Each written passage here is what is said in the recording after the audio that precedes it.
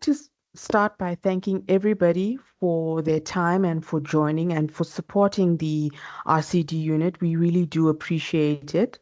But more specifically, we would like to thank our presenter or our facilitator, Dr. Gabriel, for his effort in preparing and giving this presentation. Before we start the session, I would like to go over some housekeeping rules. So, firstly, if you do have a question, you can raise your hand. I will then enable your mic and then you can ask the question. I will alert the facilitator to your question. Or if you're feeling a little shy, you can always type your question in the chat box.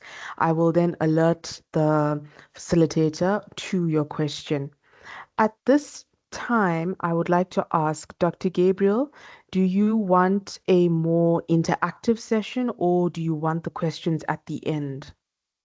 Thank you, Ms. Andrea. I prefer if the participants feel that they need to ask, a question or they need to contribute to the conversation that we are going to have. They can, at any time, they can just stop me. Then they can maybe share their contribution or ask their question. Thank you. Okay, perfect. So, participants, Dr. Gabriel has mentioned that he would prefer a more interactive session, so please don't feel shy. Okay, so the next housekeeping rule is that this session is recorded, and kindly note that the presentation slides will be requested from the facilitator. Both the slides and the recording will then be uploaded onto Moodle, and then the recording will be uploaded onto RCDMS, so you can access it at a later stage if you feel like you want to go back and have a look at this recording. Finally, and also very important, is our feedback survey. So I will be posting the feedback survey in this chat, and we would like to request if you could please fill this out. And this is for us to gain insights on whether this workshop was helpful and how we can use it to improve in the future. Also, it will give you an opportunity to send a few kind words to the facilitator. By filling out the survey, this ensures that you receive a certificate of attendance. That is very important to note. So I'm going to now introduce our presenter, Dr. Gabriel Manera.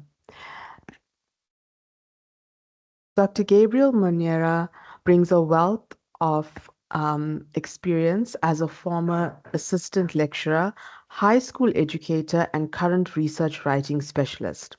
His research focuses on trade policy, export promotion, foreign direct investment, and regional integration in Africa. Dr. Manera is committed to helping researchers achieve scholarly excellence through effective writing. I would now like to hand over to Dr. Gabriel. Thank you so much, Ms. Sandra. Can all the participants just confirm if you can hear me well, and also later if you can see the slides that I'm going to share with you. Let me share the slides.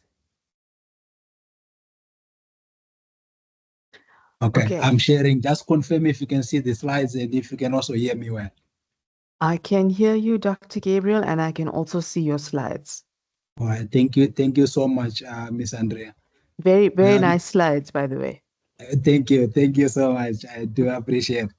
Okay, so like Miss Andrea, I've already introduced Dr. Gabriel Monera. I'm also part of the RCD team, and today I'll be the one facilitating this session on quantitative data collection techniques. Okay, so this is just my theme details, quantitative data collection techniques in postgraduate research, to just make it a little bit more specific. So this is the outline of the presentation. I'll look at I'll just introduce, what is it that we call quantitative research. It's always important that we have to know from the onset what is it that we are dealing with. Right, then I think by the end of this session, it is my wish that all of us will be able to define and understand quantitative research, and just also have an understanding of some paradigms that governs quantitative research. Then also distinguishing between and among major data collection techniques that we are going to discuss as we go on. Then including even some issues, pertaining to ethical considerations, as well as, we know that research where you are dealing with people, where you are dealing with animals, or even the nature, the environment at large, there is always ethical concerns that surrounds that. So we'll just maybe take a look at a bit of that before concluding, just offering some concluding remarks and opening the floor for discussions. But like I said, at any time, if you feel that you need to ask a question or you need to contribute something, do not hesitate to stop me, and then you share your thoughts. Okay, so what is it that we call, quantitative research? So remember, we have quantitative, the major research the research designs. We have the quantitative research design. We have on the other end, we have the qualitative research design, and in the middle, we have the mixed method research design, which is sort of a cocktail of the two, a mix of the two. So in terms of quantitative research, we are looking at a method of inquiry that uses numerical data and statistical analysis to examine relationships between variables and test hypotheses.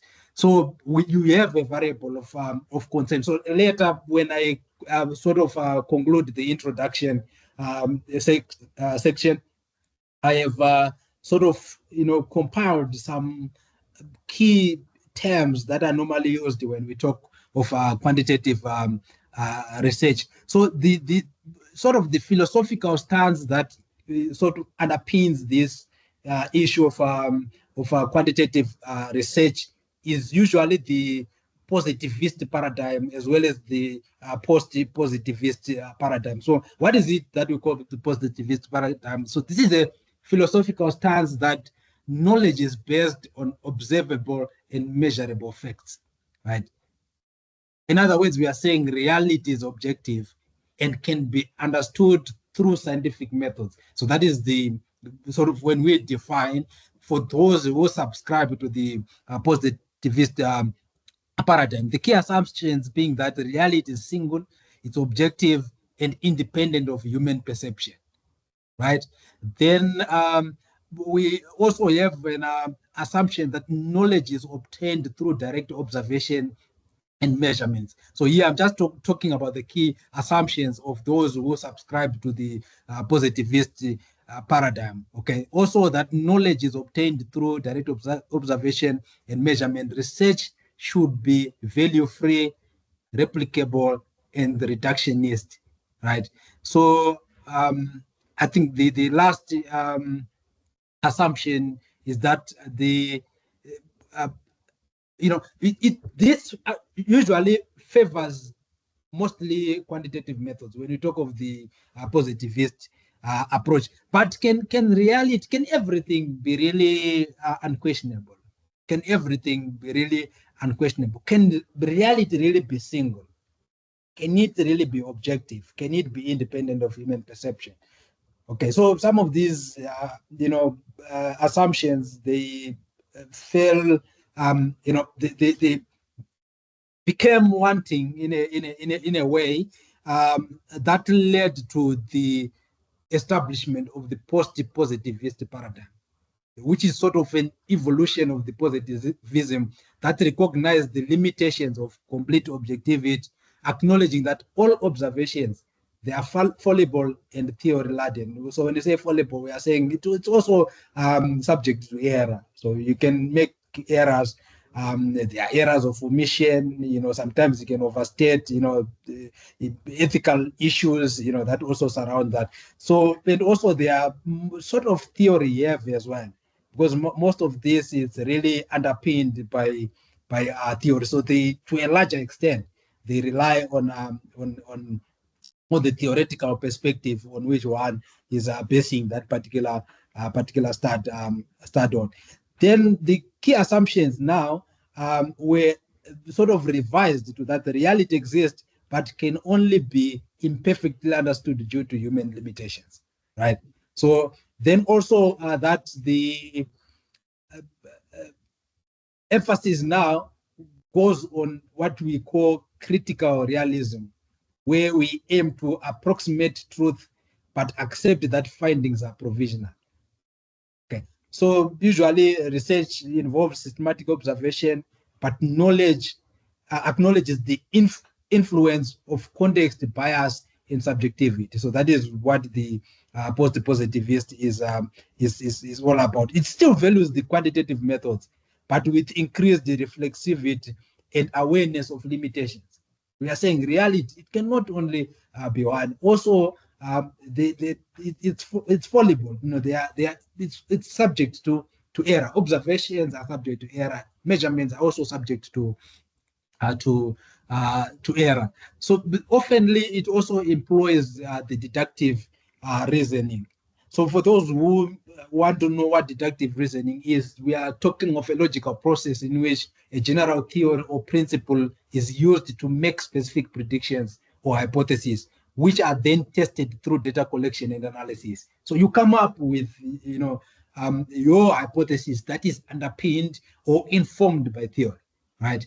Then from there, you can now test that hypothesis. You can prove the hypothesis wrong, or you can prove the hypothesis right, or you can remain, silent. You can be neutral. So depending on the findings that you are going to get. I've seen others who, if theory says that there is a positive relationship, then when they do their analysis, they want to find a positive relationship. If they don't find a positive relationship, then some even end up manipulating the data.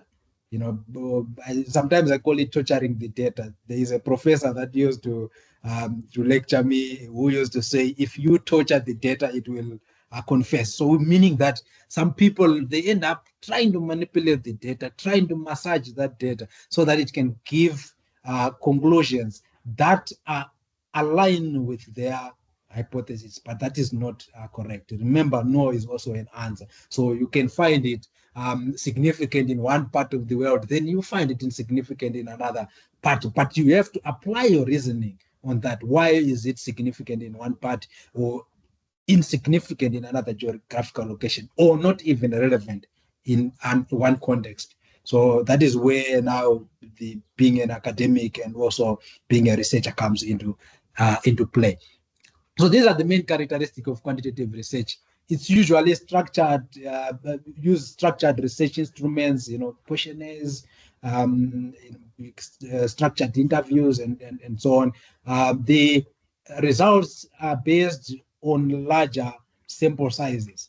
Okay, the results are based on larger sample sizes and are usually a representative of the population. That is why it's always important that your sample size is always, it must be as larger as possible. Remember, you cannot do research on the whole population, on the whole country. For example, if you want to do a research on South Africa, you cannot do, for the whole country because of time constraints as well as monetary constraints. Research is a cost that is associated with it. So because of that, we select a sample which is a subset of the population, and then we base our inferences or we base our conclusions based on the results that we get on that particular sample. It should be able to be replicated. If it cannot be replicated, then that is not a good research design. So meaning that if someone else want to perform a similar analysis in a different context, in a different geographical location, they should be able to do that. So, which means your method should be presented in a way that if I want to replicate what you did,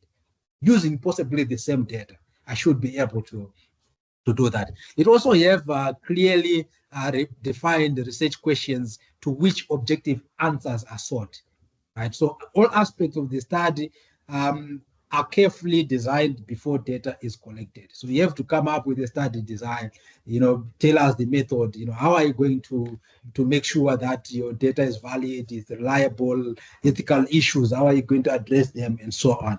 Then the data is usual, it's in the form, I mustn't say usually there. The data is in the form of numbers and statistics. So if it cannot be, converted to a numerical value, then that ceases to be quantitative research. Suppose quantitative research is numerical. Okay, but okay, you can have a structured questionnaire with a yes or no, but we can quantify that.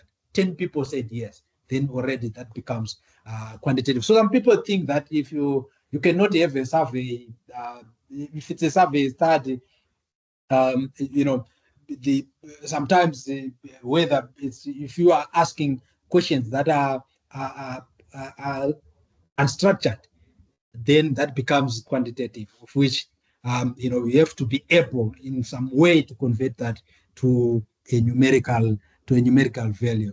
Then the project can be used to generalize concepts more widely, predict future results, or investigate causal relationships. So cause and effect.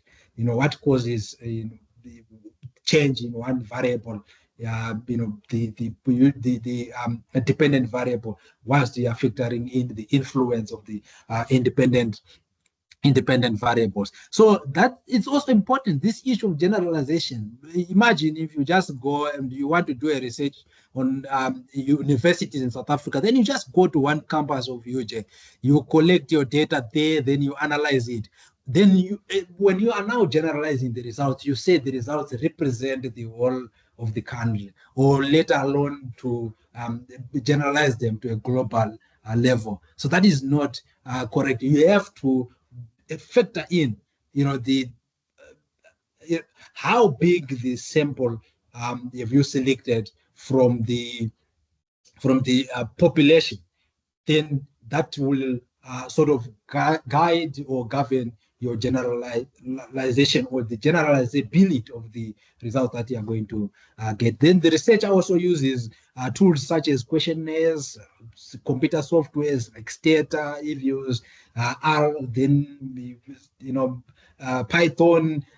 Now there's quite a vast number of softwares that are used in different contexts to be able to analyze quantitative data, right? Also, when we talk about that, the issue of objectivity, the research is detached from the data, then the use of standardized instruments, which ensures that there's uniform data collected, replicability methods can be duplicated, the issues statistical analysis. That's where I've talked about this, software that can be used, like Stata, for example. The university provides Stata. We have SPSS and so on. Then there is usually we have two types of this. When we are now doing a quantitative analysis, it comes in two types. There's a descriptive analysis. There's also an inferential analysis also, which actually, when we talk of inferential statistics, we are now saying conclusions are drawn from inferences after analyzing data collected using surveys. Remember, even secondary data is collected in one way or other. There's a form of primary collection that happens first, right? Then it becomes secondary because someone else have already collected it. Then you are just accessing it from a particular database. But we'll talk about that as we move on. Okay, so we have, what is the purpose of of quantitative research? Determining relationship between independent and dependent variable. I've spoke about that already. Generate knowledge and create understanding about the social world. Answers the question of what or how many, right? Permits researchers to determine whether numbers support a particular idea or a particular paradigm that they are sort of subscribing to, a particular notion. It could be particular philosophy that they subscribe to, but you have to do it quantitatively. You use numbers to support that idea that you are trying to put forward or that you are trying to prepare. Right. So when do you use quantitative research methods? So usually when you are observing a phenomena or occurrence, right? When you observe a phenomena or occurrence, you have to use quantitative data. When trying to quantify a problem or address the what or how many aspects of a research question. So I've already spoke about that as well. Also, when measuring the differences between groups, for example, the popularity of different clothing colors or brands, then you can be able to uh, to um, to use the quantitative research method. Also, when assessing the relationships between variables, so what is the influence of the independent variables on the dependent variable? Right? If you change, remember the dependent remains, it is explained by the explanatory variable or the predictive variable, the one that you normally find on the right-hand side of the equation or of a model, right? Also, you can use quantitative search method when you want to test a hypothesis in a scientifically rigorous way. For example, a hypothesis about the impact of a certain COVID-19 vaccine. Right, we had many vaccines during COVID, but you can test the impact. That one, what they were calling efficacy at that time, they must have some form of you know, they could have obtained some quantitative data, analyzed in some sort, then they come up with the efficacy of that particular vaccine, saying the Pfizer is 98% efficacy. I think that is some kind of language that we could hear during the time of the COVID-19 pandemic. Okay. These are just some important quantitative research or data analysis terminologies that I've just compiled for you. So you hear these terms like statistics, right? Um, you hear the terms like sampling unit or unit of analysis, population, sample frame, sample variable, dependent variable, independent dummy variables, or binary variables, or dichotomous variables. The issues of reliability and validity. Okay, how valid are your results? Can we rely on your results? If that's if the same, you know, sort of research design or the analytical process that they followed, if it's done on another in another setting, can we still obtain the same results in terms of whether significant or insignificant? So we have these two branches. We have the descriptive statistics, which focus exclusively on describing the sample or data set, but not the population. Right. So you just describe the data. You have to describe it. You must know what you're dealing with. So for those who have done quantitative research before, you have to describe your data first before you even analyze it. You must get the idea of certain trends, the descriptiveness of the data that you are dealing with. So that also even informs the type of method that you are going to use to analyze that. Right. But certain methods, they have different assumptions that they actually have. Okay, if it's an ANOVA, using ANOVA, it has its own assumption that you have to follow, and the data has to subscribe to those assumptions first before you even run the analysis. Otherwise, the results that you get in econometrics, they call them spurious results, which means they are nonsensical results, right? So it's important to understand some the nature of the data that you are dealing with, as well as the descriptive statistics that are associated with data. So this, when we talk of descriptive statistics, they assist in understanding the details of the sample, right? So usually, like I've said, that's the first set of statistics that you cover when you are writing up the analysis of your results. So depending on research objectives and the research questions, of course, including the topic that is understood, with the kind of statistics that are usually covered, the mean or the average, the median. These are now measures of central tendency: the median, the mode, the standard deviation, skewness, ketosis. Some of the like standard deviation. These are now measures of dispersion, right? Then inferential statistics. We are now talking about predictions that are made about the population based on the findings that you get within the sample. So if the sample, if you would pick one person, you interview one person, then you say it represents the whole country. Can we really rely on that? We cannot. So your sample has to be large. It could even be good if you can interview the whole country. But because of limitations, financial limitations, time limitations, you cannot do that. So we use the inferential statistics to make predictions about what you would expect to find in the full population. So your result does not mean that that is the exact result, but you are saying this is gives some kind of an idea of what we would expect for the whole population. So a sample is a representation of a population. So whatever statistical inferences that analysis that you perform and the inferences thereof, you have to now attach them to the whole population, generalize them to the whole population. So okay, so these are the common types of prediction, differences between groups, relationships between variables. Mostly, these are the ones that we do. Then, in terms of inferential statistics, this is where you are now testing hypotheses. So you test for example, maybe saying the predicting changes or differences, on particular variables where the variables should be clustered. We should have the dependent and we should be having the independent variables, right?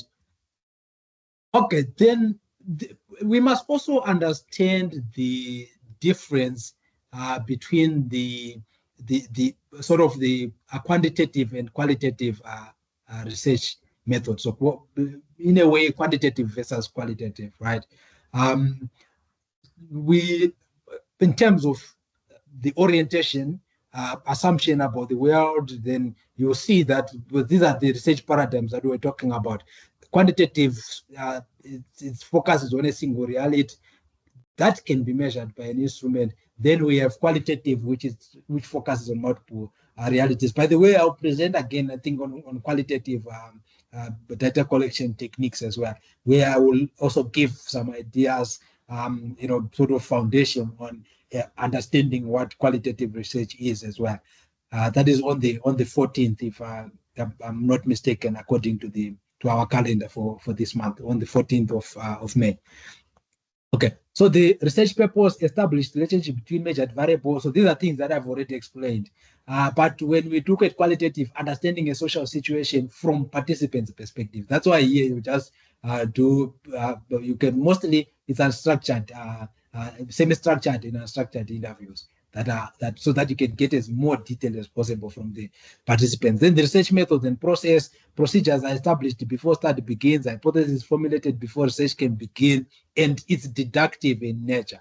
So I've already talked about that, that you are moving from a general to specific. But when you look at qualitative, you move from specific to general. So usually qualitative, you can use it to actually come up with sort of some philosophical underpinnings or a theory. You can derive a theory, build a theory from that particular study. Then the researcher's role, the researcher is ideally an objective observer who neither participates in nor influences what is being studied. So you have no control over the data.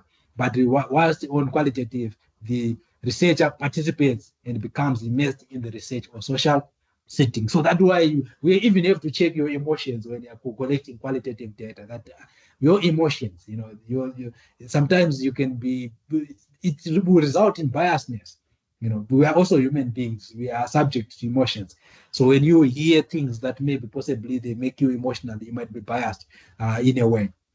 So that have to be checked when we talk of qualitative research. Then the issue of generalizability, right? Universal context-free generalizations, detailed context-based generalizations. So if it's for a specific in a specific setting, then you are generalizing that to that particular setting. But sometimes they also generalize over maybe sort of a wider population, sort of. But for quantitative, that is universal or global context-free generalization that you can make. These are the tools that are normally used when you do quantitative surveys, structured interviews, measurement and observation, reviews or records or documents for numeric quantifiable information. Some of them we are going to talk about them as we go on. Then the qualitative, it uses these methods like focus groups and structured or in-depth interviews and reviews of documents for types of themes and so on. Primarily deductive process used to test pre-specified concepts, constructs, constructs and hypotheses that make up a theory, right? So you start from theory. Theory says this, then your hypothesis is informed by theory. If the theory says there's a positive relationship, then that is what is informing your hypothesis. Then you can state now your hypothesis based on theory. Then you test it to prove to it's either rejected or accepted, proving the theory wrong or right. Right? It's number based. I've talked about that. More objective, provides observed effects interpreted by researchers of a program or a problem or condition. Less in depth, but more breadth of information across a large number of cases. Because remember, with qualitative, usually you cannot have longitudinal studies there because you just sort of maybe collect the data at one point in time. Okay, but if you collect it over many years, then it becomes, if it's a cross-sectional sort of a nature, then it becomes a longitudinal. Then you can also do longitudinal analysis. But for quantitative, it is longitudinal because it's always usually over a specified period of time. Like maybe economic growth, you can have statistics from 1960, from as far as they started recording it until today. Then you can perform like time series analysis, for example. Fixed response options, measurements, observations, you will see the use of Likert scales, yes or no, multiple choice and so on. Then statistical tests are used for analysis. There's no statistical test usually in qualitative analysis. So you code your data, come up with themes. They normally follow a sort of a thematic approach when they are presenting their results, and when they're analyzing and presenting their results. Then the options here in terms of the measurement tools, you normally it's unstructured or semi-structured response options that are provided because you want to get as more depth as possible to immerse yourself into that particular the problem from the participant's perspective. So you can even ask questions, follow-up questions, depending on the interview protocol that you would be having. Then it's more generalizable. Then the qualitative is generalizable. No statistical tests that are followed here. You have to undertake statistical tests for you to be able to tell whether that is the results are significant or they are insignificant, or the relationship is significant or insignificant, or otherwise if it's neutral, if there's no effect of that.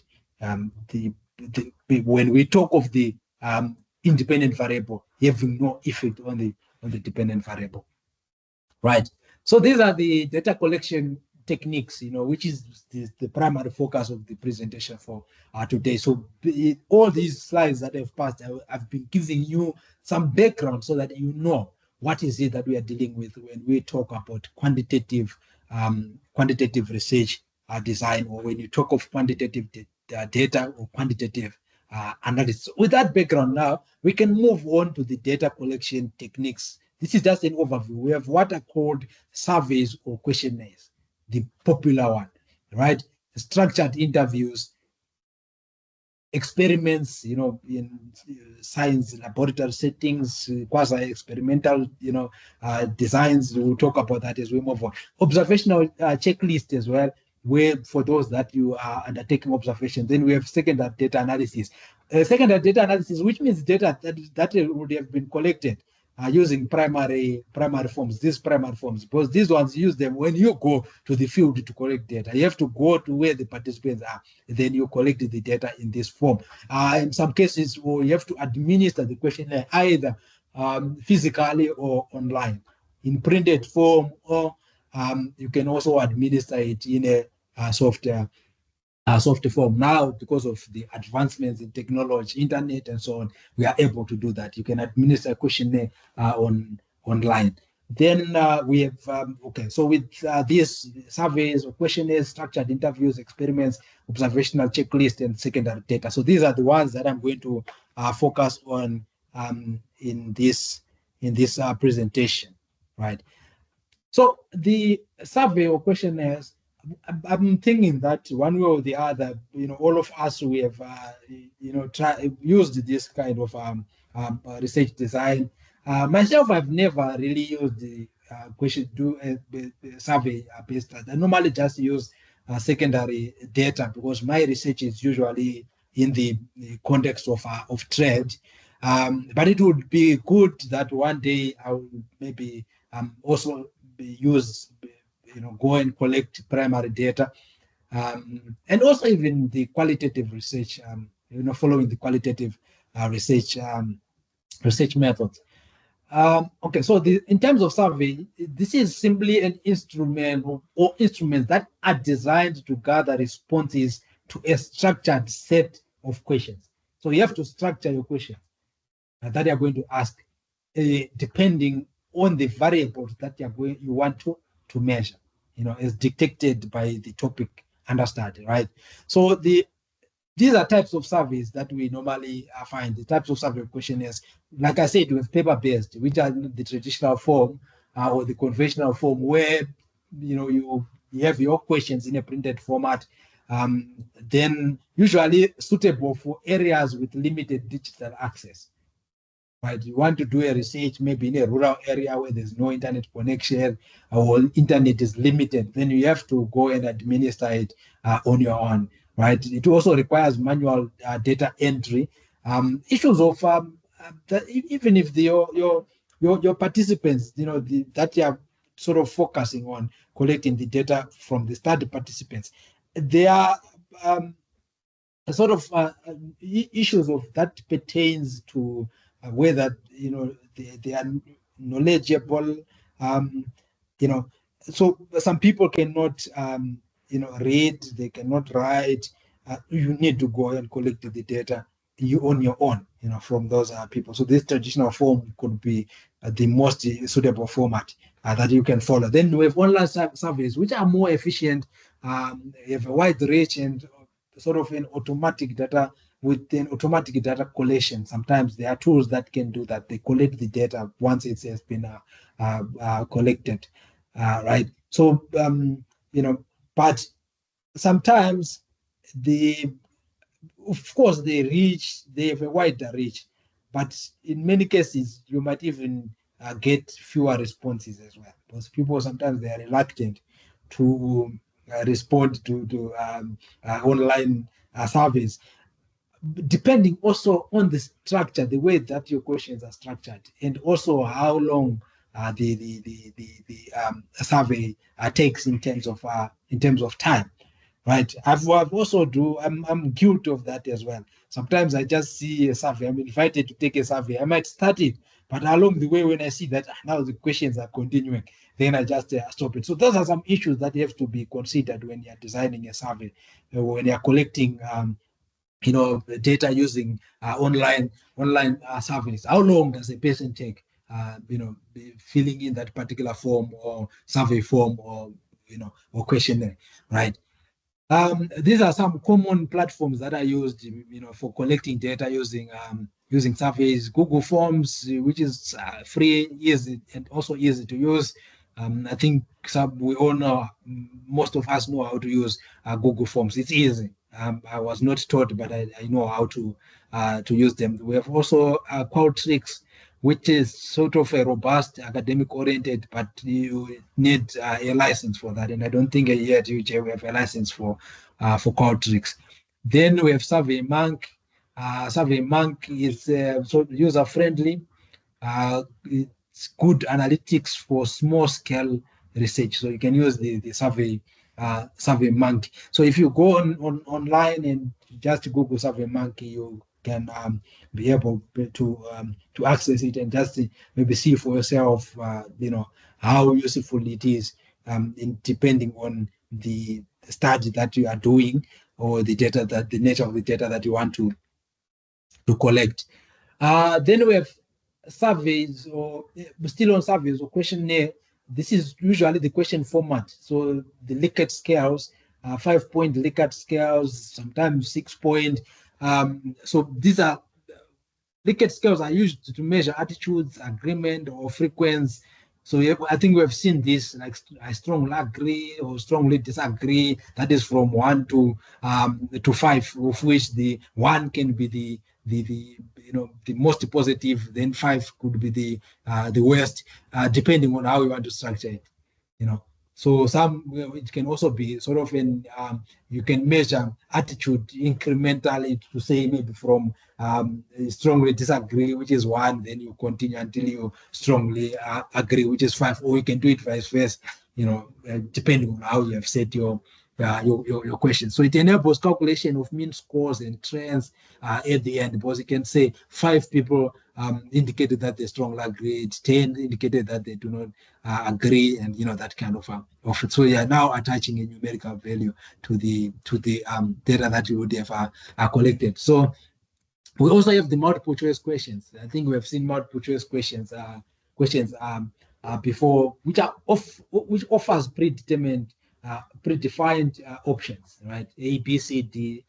So you have to just pick one option. Can be single. It can also be a multiple response where you can pick more than one option. It's useful for demographic and factual data. In terms of the 5-point Likert scales, you can see on that image, the one that is under that multiple choice one with the pencil, the 5-point Likert scales. These are just some of them. They are made. So for satisfaction, very dissatisfied until very satisfied, likelihood, very unlikely until very likely, level of concern, very unconcerned until very concerned, agreement, strongly disagree, neither agree or disagree, agree, strongly agree. Frequency, never, rarely, sometimes, often, always. So you can, there are some for awareness. They are used in different contexts, and we have quite a number of them. The information is readily available online. Depending on the study that you are doing, you can be able to tell maybe which kind of 5-point scales can you use. The Likert scales are the most common ones. Right, in terms of question format as well, the ranking of questions.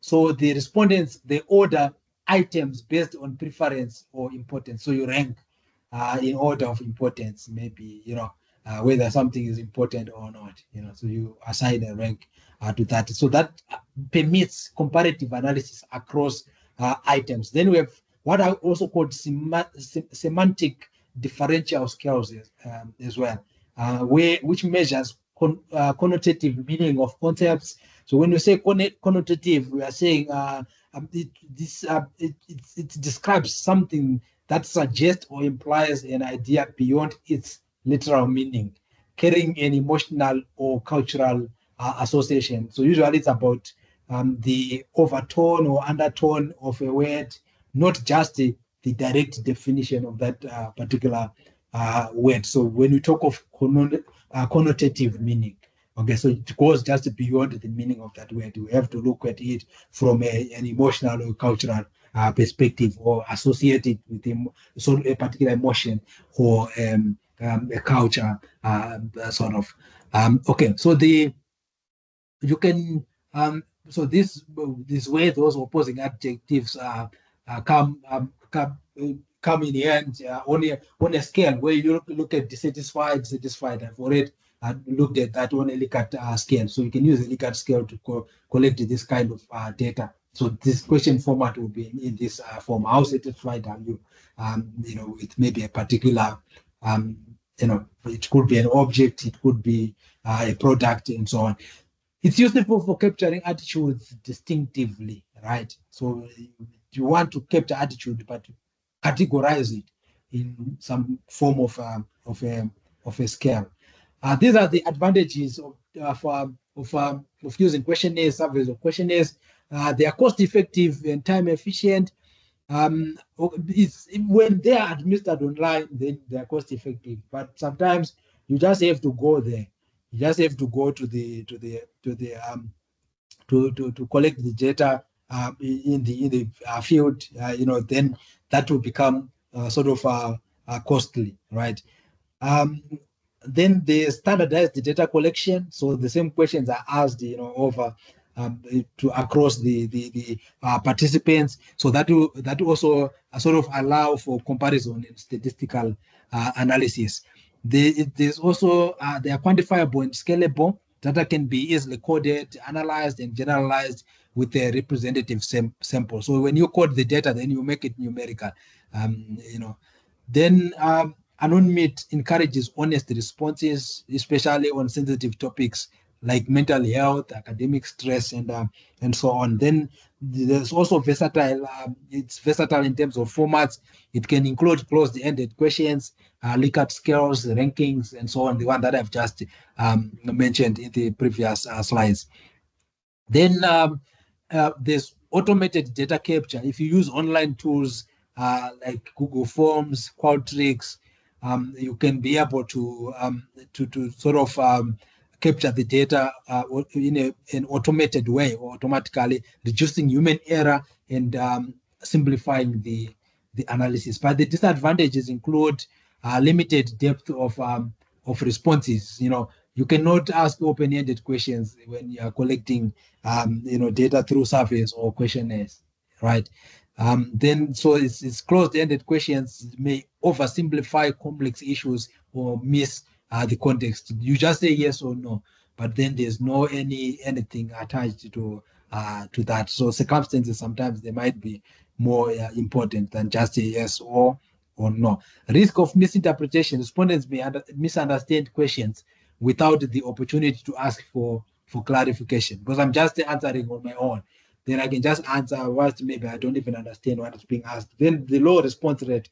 I've said that sometimes the response rate is usually low. You know, when we are collecting data using an online survey, some people might just not respond. It's a lot. I think even all of us, we are guilty of that in one way or the other. We have been sent surveys before and we ignore them. Or sometimes you start it, then you just don't complete it because you feel like it's too long. So that also goes onto the issue of how that survey was actually designed. You know, it's also important to factor in that people, they tend to respond maybe when the questions are less, or when the answers, don't require them to provide more detail. Then the issue of inflexibility. Once distributed, questions cannot be changed or adapted in real time. But if it's an interview, or you can change the question, you can ask follow-up questions and so on. There's an issue also of sampling bias. Access to the survey may be limited by digital literacy or internet access, like I've said before. So the sampling then maybe might be biased only to those areas where there's internet connectivity. Then there's issue of respondent fatigue as well. Long surveys may result in careless or incomplete answers, right? Um, you know, so let's move on now to the issue of where can we sort of apply this kind of this kind of data collection technique, surveys or questionnaires. So applicability in terms of honors, usually for descriptive or exploratory studies, where the typical designs include single variable frequency distributions or univariate, when you do a univariate analysis, so those frequency distributions. Also basic cross tabulations as well. Yeah, what you just want to tabulate gender, comparing maybe gender versus sort of a program satisfaction or some other kind of analysis that you want to make. So you can use it for cross tabulations. Then the tools that you can use, I think, include Microsoft Excel or basic SPSS functions. Then they can be used for that. We also, in terms of masters, the focus is usually on hypothesis testing and identifying relationships. So you can use it for that. Where the typical designs include correlational studies, for example, stress and academic performance. You want to see the impact of stress on academic performance. Then you can also do comparative analysis, where you use t-tests and the analysis of variance analysis. ANOVA. Then tools, SPSS, Stata, ARA, you can use eViews, and other forms of tools that can be accessible to you, depending. Some institutions, they do offer, like for example, Stata here at UJ, and also SPSS. Then it's doctoral level. At doctoral level, the focus is usually on theory-driven or complex model testing, where typical design include multivariate analysis, so you are using more than one variable, structural equation modeling, confirmatory factor analysis, where you can use tools like SPSS, Stata, if you use ARA, run GTAPE. Like for myself, I also do sort of maybe this simulate, simulations of police scenarios using the GTAPE model and analyze that using the run GTAPE. Okay. So the next form of data collection technique is the structured interviews, which usually involves face-to-face or virtual questioning with preset questions and response options. So when we say structured, it means your questions, you structure the questions in a way that you receive a particular response. It could be a yes or no, right? But this is a face-to-face. Yeah, sort of. It's like so administering the questionnaire face-to-face. So you're asking questions. It's conducted face-to-face via telephone or through virtual platforms. Microsoft Teams, Zoom. Responses are quantifiable, enabling comparisons across participants. Key features highly standardized, so they are identical questions in order for all participants. So you ask these questions, then you follow that order. Unlike if it is structured, you can ask a question somewhere else, depending on the environment or on the mood of the participant. So you can look at issues of emotions and so on. So you can skip certain questions. If they are maybe right, the emotions are rising, then come back to those particular questions when the emotions have subsided. So but here you cannot do that. Right. So the responses, they are quantifiable. And also there's an issue of that it's a highly standardized closed or semi-closed questions designed for statistical analysis, then objective and replicable, so minimizes interviewer bias, right? So even if I go and sort of do the same interview somewhere else, then the responses that I get are more or less the same, right? So it minimizes interviewer bias, unlike when the questions are unstructured, right? Or sometimes even semi-structured. Then best suited for large-scale surveys or police evaluations. So this is the sort of scenarios where you can apply the use structured interviews. So these are some of the tools that are just used, tools and resources that you use. There should be an interview protocol or schedule that guides the interviewer through each question. So you have to do an interview protocol schedule. Then there's sometimes you can use audio recording device or software to ensure that data is accurately captured. So you cannot be writing every answer that the participant is giving, but you can record and also take notes as well. But once you are recording, then you can go and transcribe those recordings to put them in a text from audio to a text form. There's also transcription tools like Otter AI, Descript, or manual transcriptions for analysis. You can listen and type yourself.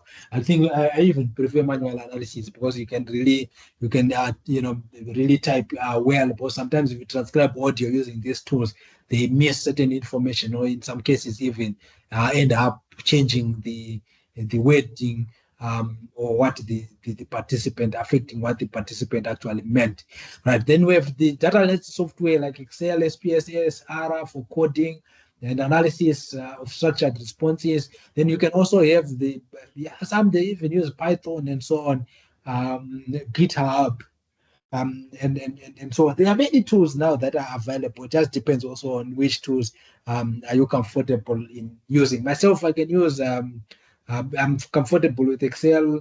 I can also use Stata. I can use the I can also use eViews as well.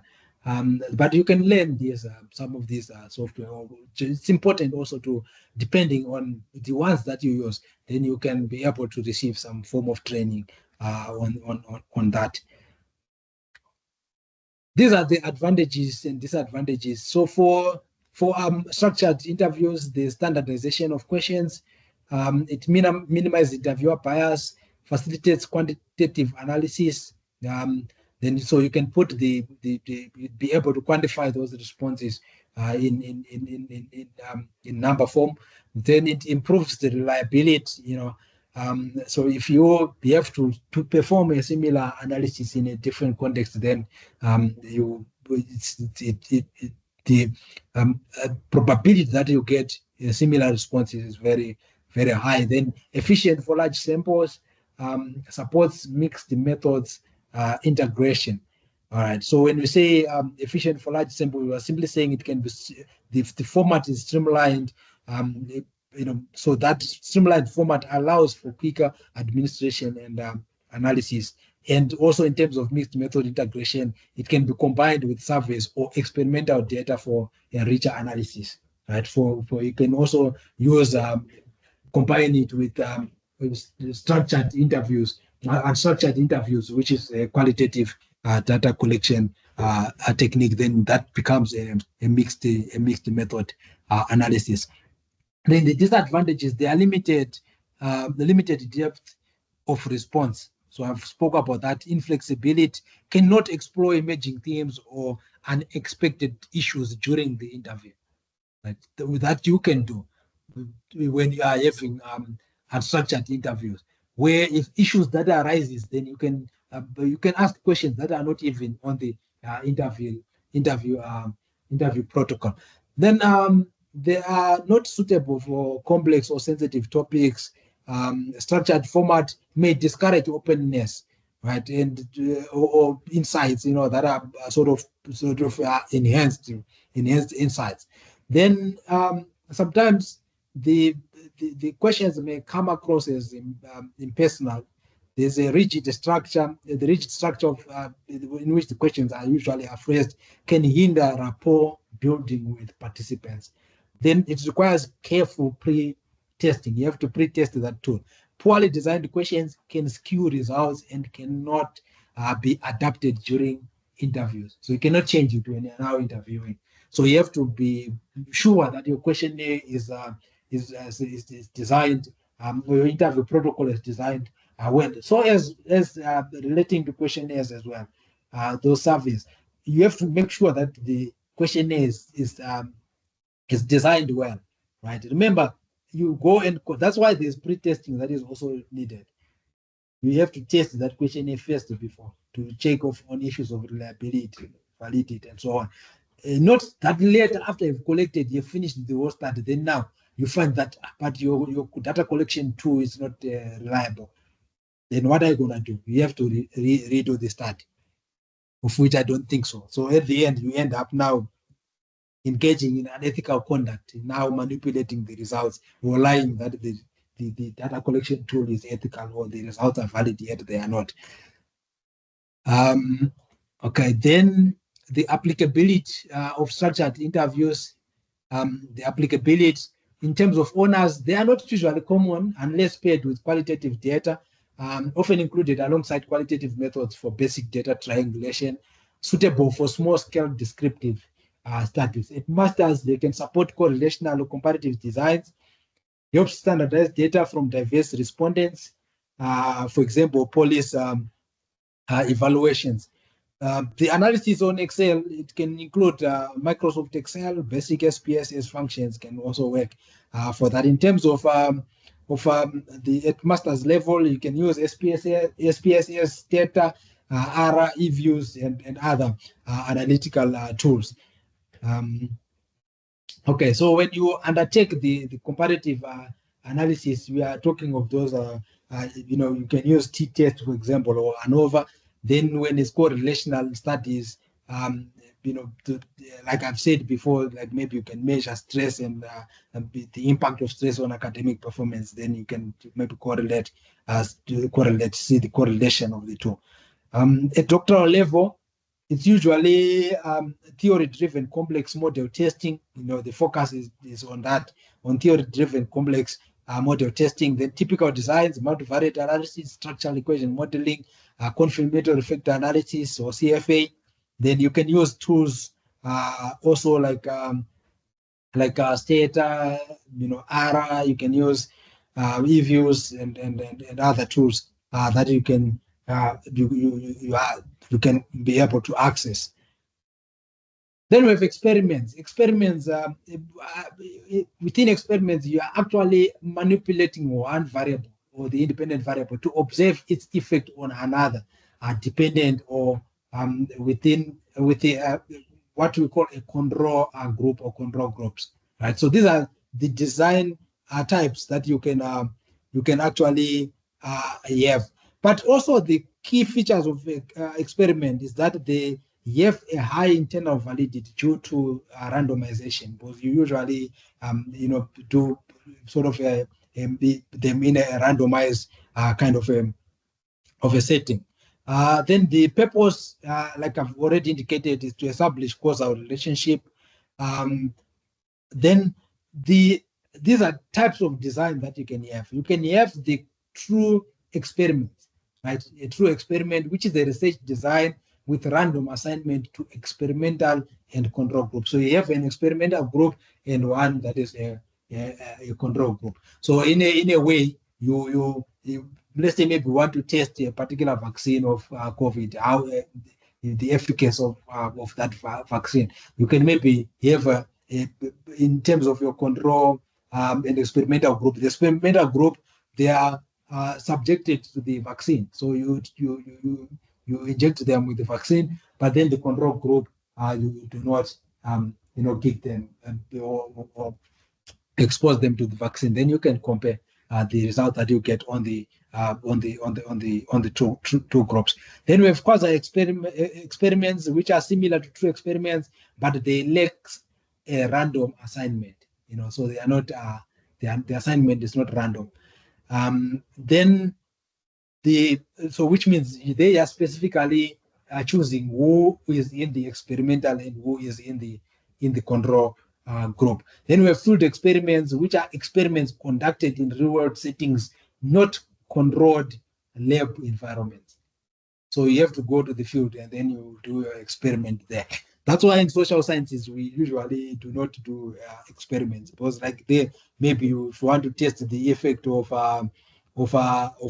poverty on economic growth, then I have to go and subject a certain group to poverty and another one maybe not to not to subject them to poverty, then test the results that we get after that. But you cannot do that when you're dealing with people, right? Then okay, these are the merits. It establishes cause and effect relationships. There's high internal validity, especially in true experiments. It's replicable, efficient data collection and analysis, applicable in both lab and real world settings. Then demerits, issues of ethical concerns. They are always there because we are dealing with people and the animals. We are dealing with issues of nature and so on. So you have to deal with some other groups, that care for animals and so on. If you do not follow the correct ethical, conduct that you should follow when you are undertaking this kind of research or using this type of collecting data using this type of a technique. Then there's low external validity, especially in lab settings. So you have done something in a lab, then for you to now apply it outside, then it can become a bit sort of the validity of that becomes low. Then there's practical issues of practical limitations. Then we also have artificiality as well, because this is something that is done maybe within a lab context. Then if you want to put it outside to do it in a real life setting, then it might not work. Then there's an issue also of that it is resource intensive, right? It is resource intensive. So designing, piloting, and implementing experiments, it can actually require a significant time and and funding. So it can be artificial, because if like I've already said, if it is a controlled environment, then now if it's not in a controlled or in a natural setting, then behavior can actually can change. Behavior can change under you know an external setting or an external environment. Then they can be applied to applicability to honors. It's rare due to the issue of complexity, but in science, I think honors students also undertake experiments. Then masters, lab or classroom experiments, are done. Doctorate, randomized controlled trials, experimental simulations are common. Then we have what we call the observational checklist. So this is a structured tool used to systematically record specific behaviors, actions, or events as they occur in a natural or controlled setting, right? So you do them in real time as they occur. If you have to go outside and observe how people are moving, then you have to go and do and do it in real time. But you record it now on a checklist that will be having. So that checklist usually is also based on predefined criteria aligned to research objectives when you are doing this kind of a data collection technique. Then it's often used in classroom, workplace, or public setting. Studies that are focused on that. Supports quantitative analysis by coding observed behavior. So you can code them to a numerical form, right? We have two types of design: the event sampling. Then we also have the time sampling. Under event sampling, we are saying the observer records each time a specific event or behavior occurs. Right. So when that behavior occurs or a particular event occurs, then you record it. Then we have, in terms of the time sampling, observations are made at regular preset intervals. So you can say maybe after every 10 minutes, you observe what model of a car passes. Right. After every 10 minutes, you observe what model of a car passes. Right. So the event sampling, it's best for low frequency but important behaviors. For example, when students are asking questions in class, right? Then you can have, in terms of time sampling, it's useful for capturing patterns over time. For example, engagement levels during a lecture. So you want to see the patterns, those patterns over time. So the advantages of observational checklists are that they are rather objective and more standardized. So they ensure consistency across observations and observers. They capture real-time behavior. So capturing real-time behavior,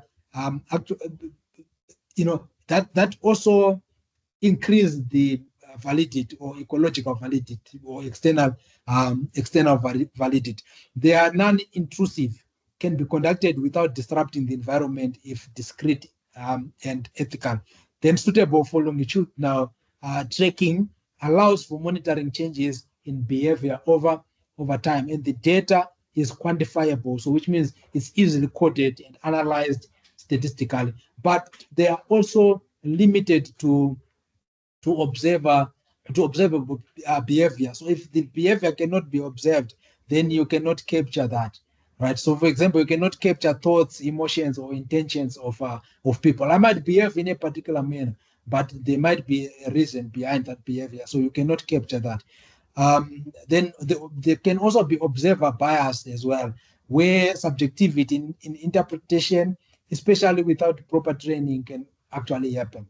So you can interpret a particular behavior wrongly. Then there's also what is called the Orton effect, where participants may alter behavior when they know they are being observed. So if I know that you are recording me, then I might as well behave in a particular manner. If I know that you are taking me a photo, then I might smile, you see.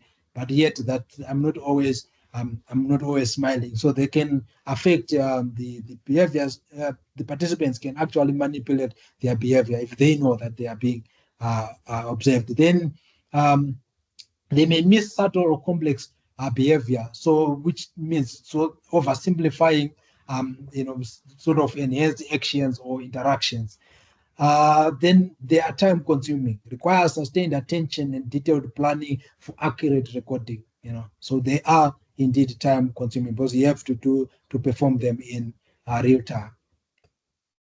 Applicability in terms of honors, simple classroom or clinical setting observations. So at honors level, usually for those studies that are introductory and small scale. So where basic observational techniques can be used that are sort of easy to implement or to as well as analyzing. That can maybe, for example, involve observing how often a teacher uses praise in a classroom over one lesson, right? You can use tools that are paper-based, checklists or simple tally sheets, with the purpose of developing basic research skills and descriptive reporting. And at master's level, research it becomes more analytical now at this level. So you can see they can be applied in multivariable observational framework where you're using more than one variable. So that can be you can use maybe let's say relationship between multiple variables, gender and participation, teacher behavior and learner engagement. When you are maybe it's in a classroom observation. Examples including analyzing frequency and types of teacher questions across grade levels. For example, tools include digital checklist, rubric-based observation forms, statistical tools for correlational analysis. The purpose to test the hypothesis and generate sort of enhanced insights. And at doctoral level, you can now apply it in longitudinal observational studies with coded video data, right? So there we are saying when you are analyzing at doctoral level, collecting data using this technique at doctoral level, you are looking at there's an issue of depth, rigor, and innovation that is so usually accompanies the doctoral studies. So in terms of longitudinal, you can capture behavior across months or years. So they may involve video recording followed by detailed coding using specialized software. So you can record the behavior of the people, then you can then now do the coding of that. So tools that can be used, coding software, you can use Observer XT,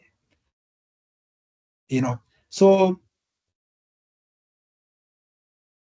the purpose to generate theory, validate models, or triangulate with survey or interview data. Then we have the secondary data. This is the one that I was saying, I use it a lot. So where you are analyzing existing data sets for new insights, right? So this is data that is already collected for a particular study, but then it's kept in a repository. Then you can analyze that data. You can download and analyze it. So we have different data sources, the national databases, institutional repositories, census data, UNESCO, for example, World Health Organization, United Nations, UNCTAD.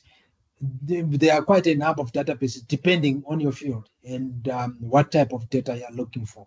So for trade data, you normally go to UN Comtrade and download from there. Go to also World Bank as well.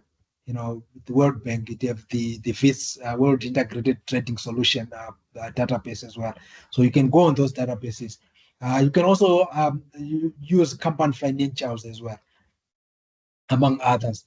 Then this is the so in terms of the secondary analysis, ignore the observational checklist. This is the merits for secondary data analysis, secondary data. They are cost-effective, time-efficient, large-scale, and comprehensive. They support longitudinal and comparative studies. Also ethically less complex because when they are collected, then they are linked to ethical approval. But once they've been collected and used and they become secondary, there's no ethical concerns now associated with that. You can analyze it you don't need to seek for ethical permission. Then the demerits: limited control over data quality, not tailored specific research questions, restricted access, potential ethical and legal constraints. They also may require advanced statistical skills for you to analyze them. So this is where we normally use Stata, eViews, the ARA, and so on. Then applicability for owners, you can use it in sort of multiple settings. You can any study. This is applicable across, because you can download secondary data depending on what type of a study that you are doing. Then the just a collection now of the techniques maybe that you can use, and what is it best used for, what are the advantages, disadvantages. I think I've already looked at that, but I would be just using maybe just the most important advantage and disadvantage. So for survey, attitudes, trends, and opinions, if you want to you get data on attitudes, trends, and opinions, they are scalable, and well as efficient, but they have limited depth and non-response, right? It's an issue. I've already discussed this before. Structured interview, knowledge and awareness, high engagement and clarity, but it's resource intensive. Then experiment, causal testing, internal validity control, but there are issues of ethics, artificial setting as well. When it's an artificial setting, when you take it to a real setting, then that might not be true. Then observation for behavioral data, the advantage is that they are done in real time and also in a natural setting. Then, so which increases the external validity. But there is observer bias, and then they also limited in scope. Then we have secondary data, large scale or trend analysis, cost effective and quick, but limited to existing data. So that is being limited in scope. So if there's no data, like now, okay, for this, let's say maybe it's just something that have happened or occurred last year, so which means it only have data for last year. Right, so you cannot do an annual analysis, even a quarterly analysis, a monthly. You maybe a daily analysis can maybe work, because of certain analytical techniques. They require you to have a certain number of observations for you to be able to undertake that, depending on the assumptions of that particular technique. Right. So these are some ethical issues that are of concern. The issue of informed consent: there must be a clear explanation of third purpose and data use, confidentiality, anonymized data storage and reporting. Data should be storage according to the ethical storage rules. Then we have also storage data storage policies as well. Institutions have that. For some, they say maybe it can be kept for 3 years, then it can be destroyed. It must be locked in a safe and so on. Then there must be voluntary participation. There should be a right for a participant to withdraw at any time. Then we have data protection, which includes secure storage and encrypted data sets. So these are just the ethical issues that I just thought maybe I can just maybe mention in passing. So these are just my concluding remarks. You must align the technique with the research questions and objectives. Remember, not every technique works for a particular setting. So you have to, depending on the questions that you're asking, depending on the objectives that you want to achieve, depending on the topic under study, then that should, you have to align the data collection technique to that. Consider the feasibility, ethics, and your research capacity as well, in terms of cost and so on. Feasibility, can that be achievable? You don't want to collect data, but then at the end you can see that actually the study was not feasible to undertake. So use pilot studies to refine instruments. So when you have a questionnaire, for example, you must do a pilot study. So design a questionnaire, then test it. on a very small sample to see issues of whether the data collection instrument is it valid, the validity of the data collection instrument. Then engage your supervisor or statistician early. It's very important. So here, you do have supervisors if you are students. Then we also offer, as part of the one unit under the postgraduate school, the state code, which offer sort of assistance in terms of questionnaire design and so on, including the analysis of quantitative data using the SPSS, right? With this, I I've arrived to the end of the um, presentation. Ms. Andrea, if you can hear me, you can maybe take over Yes. from here and lead us into the open discussion or the question and answer segment. Yes, thank you so much, Dr. Gabriel, for an insightful and comprehensive discussion, presentation. We see that you've put in a lot of work into this presentation, and we really do appreciate it here at the RCD. I would now like to open the floor to questions. You can simply raise your hand. I will enable your mic, or you can just pop your question in the chat box. I will be looking at the chat box if you have any questions there. So just let me know.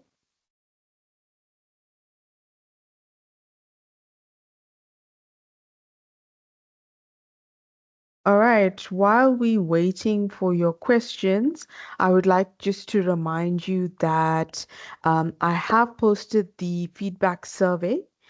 So if you haven't already, filled it out, you can have a look at it. It's in the chat. Please ensure that you fill it in to get your certificate of attendance. All right. Um, Dr. Gabriel, I think your presentation was quite clear, and that is why you haven't had any questions as yet, or they're still, thinking about the questions. But I just wanted to ask from my side, how did you employ these techniques within your PhD?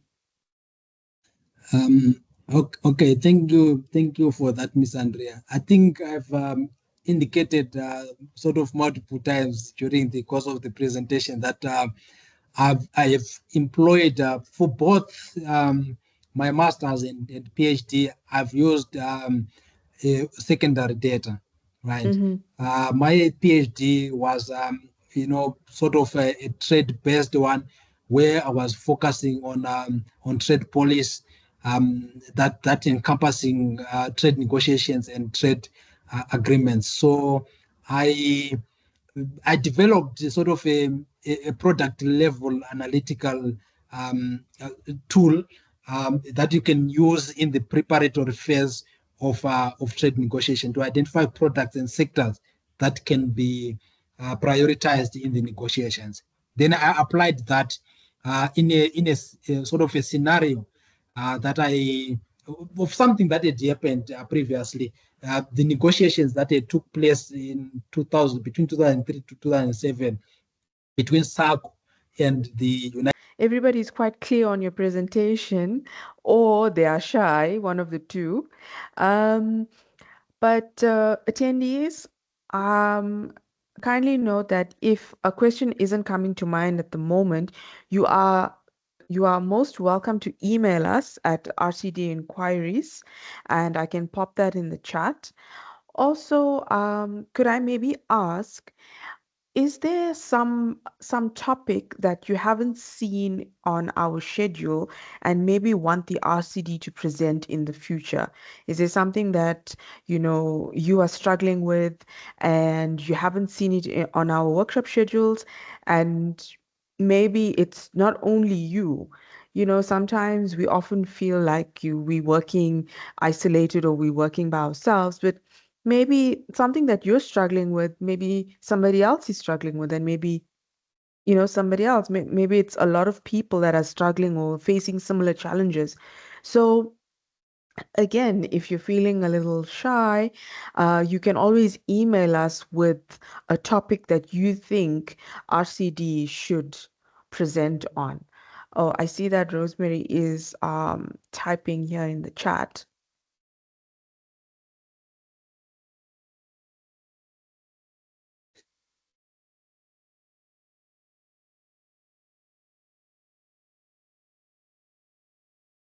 Okay.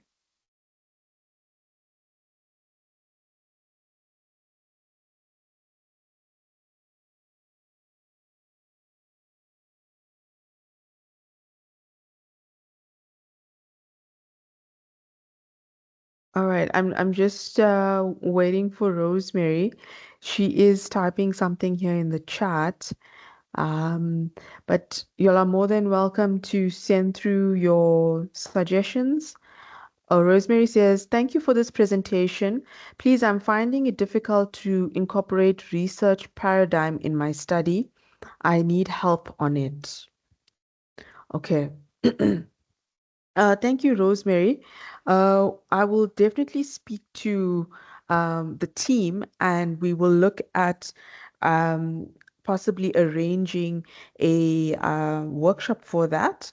Can I ask which department you're from specifically?